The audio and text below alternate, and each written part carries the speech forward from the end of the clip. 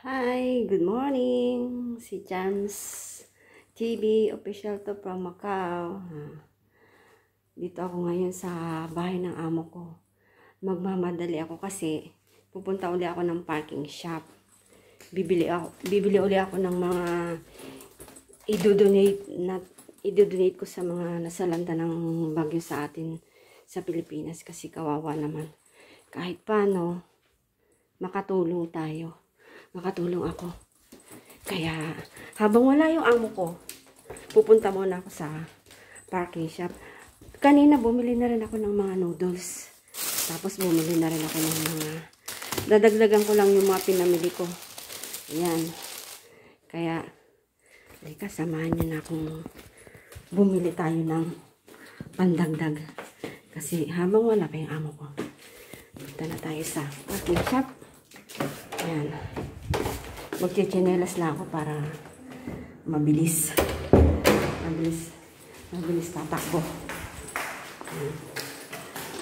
Dadagdagan ko yung bumili na kasi ako ng mga noodles, ng mga biskuit, may mga sapatos din na mga pambata. Ano ko yun, ayusin ko mamayang gabi para dadalhin ko yun sa church. Kasi ipipick upin na bukas. Yan, dito na ako sa elevator. Kasi punta ako ng parking shop. Samahan niyo ako. Samahan niyo ako. Subscribe niyo ako, mga ka-FB. Madali na.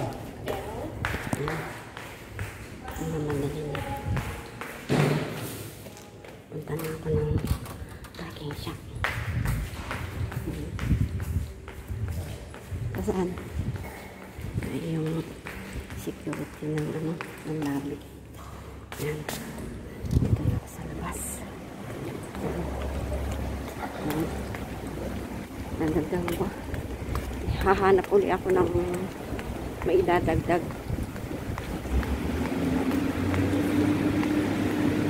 Kaya maga akong gumising kasi nire-ready ko yung mga, inaayos ko yung mga ibibigay ko, mga idodonate ko. Tapos may nagbigay din na kaibigan ko. Nabigay din siya ng mga sapatos ng bata. Kaya mamayang gabi, kukunin ko, dadaanan ko. Malapit sa aking trabaho din. Kahit maghihirap-hirap ako magbuhat, okay lang yun. Kasi importante, kahit paano makatulong tayo sa mga kababayan natin na nasa lanta ng bagyo. Kasi kawawa sila. Nung nakita ko talaga yung mga sitwasyon nila, iniiyak ako talaga. Kasi kawawa. Maraming kawawang mga kababayan natin. Kaya ako, bilang OFW, tutulong kahit paano, kung ano man yung maitulong, tutulong. Kaya sana malaking bagay din yun para din sa itsura ko. Lakas kasi ng hangin dito. Lapit na ako sa parking shop. Dito na ako.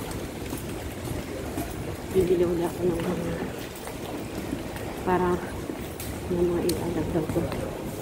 Kasi mamayang gabi pupuntahan ako ng kaibigan ko para pick upin yung ano.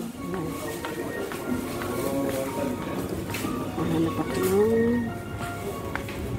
nadagdag ko yung ano siya. Dito na titingin ako dito uli ng mga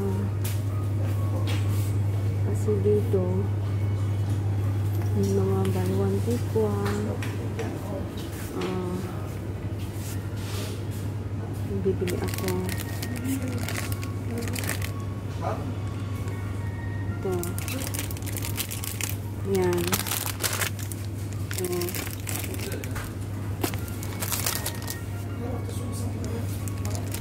Ayan.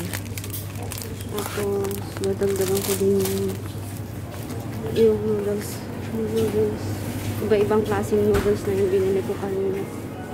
Kaya,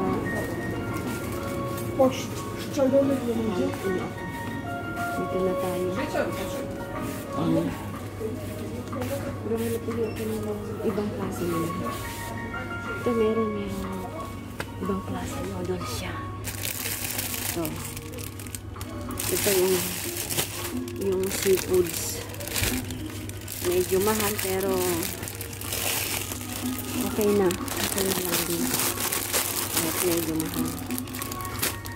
Kasi para sa mga kababayan natin. Ito guys. Ayan.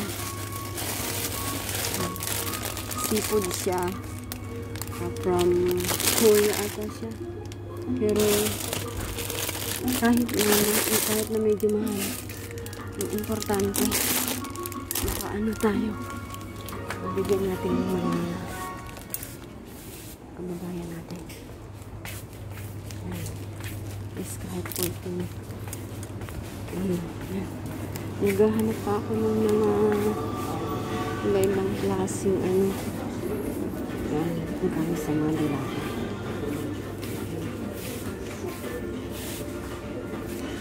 Meron dito siya na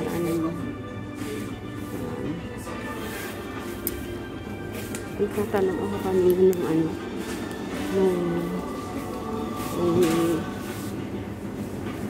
kung may box ba na ang noodles yung bata yung masustansyang pagkain, pero wala